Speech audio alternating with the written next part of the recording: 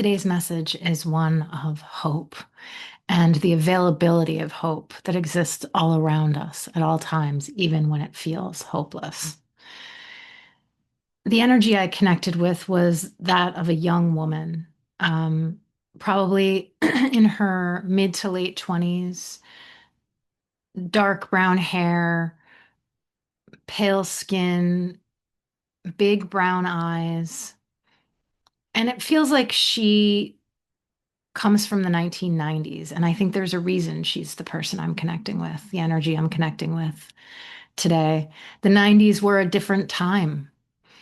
They were obviously, but specifically a different time in that technology hadn't yet taken hold. Everything changed after the 90s. The 90s encompassed a completely different way of living. Computers were starting to take hold, and people were working with computers and people were using computers in offices, and some people had them at home, but it wasn't like it is today, where pretty much everybody who can afford to have a computer has a computer and uses the internet. So everything is different. And I think that's right why she's the one who's coming through. There's almost a quaint kind of energy around her. Somebody who spent time in coffee shops. I'm sensing something to do with Seattle, actually, in particular. Has a very 90s kind of quality to it too, because so many of the bands that came from the 90s were from that area. And so I see her with a very peaceful smile and surrounded by comfort and joy and hope. And she's sharing a message of trust and belief that things will be okay, particularly today with all of the upheaval that is going on around the world. It's easy to feel like things are falling apart. And it feels like her energy is reminding us that, in fact, even when things are falling apart, even when there is a tower moment, tower from tarot, in case you're not familiar, something will be built on the ashes of that collapse.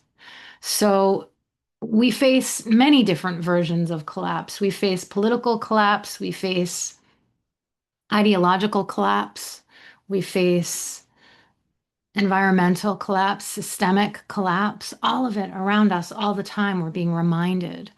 But in fact, all of the things that collapse will rebuild, particularly the environment, which I can hear the response being, yeah, well, we might be able to rebuild a political system or an ideological system or a systemic aspect of society, but we can't rebuild the environment if we destroy it. But the truth is, the environment will rebuild itself.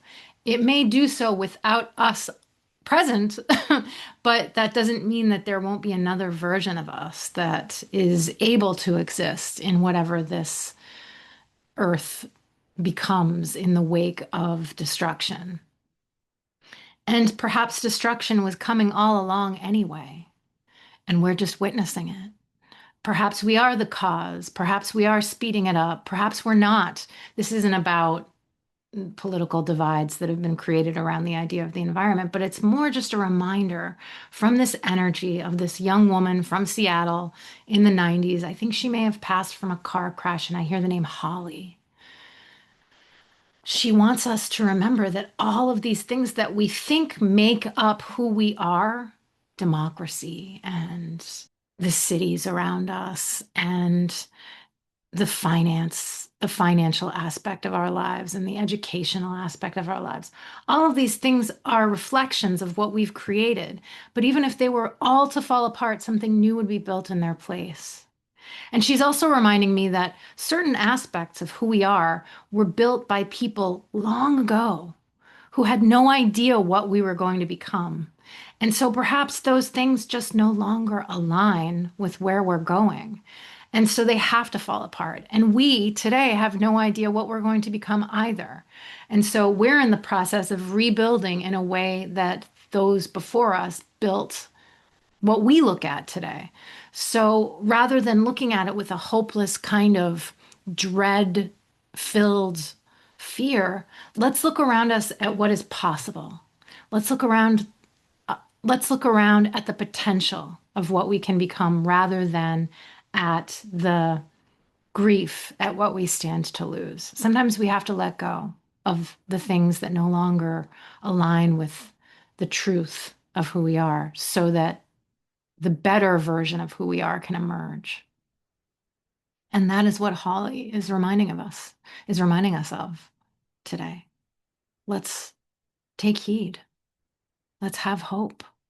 Even if in your heart of hearts you are feeling bereft, hopeless, breathe, feel, ask for help, be, and then recognize the potential around you if you can, because it's the only way forward to have hope even in the hopeless.